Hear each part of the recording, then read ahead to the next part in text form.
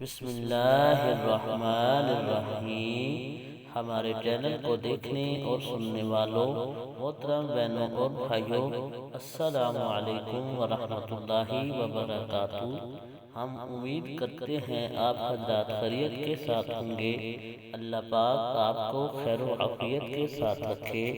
محترم بہنوں اور بھائیوں، آج ہم جس موضوع پہ بات کریں گے وہ ہے رمضان المبارک کے دوسرے عشرے کی دعا۔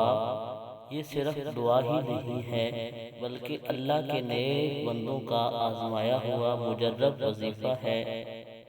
جو بھی میری بہن یا میرا بھائی چاہتا ہے کہ اس کے گھر کے اندر خیر و برکت ہو، اس کے رزق میں اضافہ ہو اور اس کے گھر سے ساری پریشانیاں ختم ہو جائیں اور ہر مشکل حل ہو جائے، تو یہ وہ دعا ہے جو ایک بندہ حضرت علی رضی اللہ تعالی عنہ کی بارگاہ میں گیا۔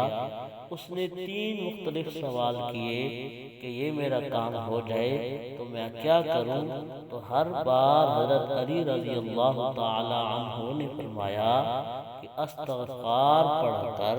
تو محترم بہنوں اور بھائیوں، یہ دوسرے حصے کی دعا ہے، یہ بھی ایک مجرب وظیفہ ہے۔ استغفر اللہ ربی من کل ذنب واتوب الیہ۔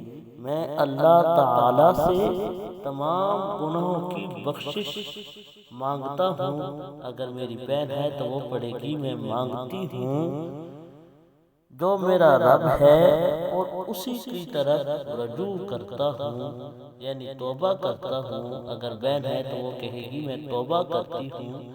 جو بھی میری بہن بھائی کثرت کے ساتھ اس دعا کا وظیفہ کرے گی یا کرے گا تو اللہ پاک اس کے گھر کے اندر رحمتوں برکتوں کا نزول فرمائے گا۔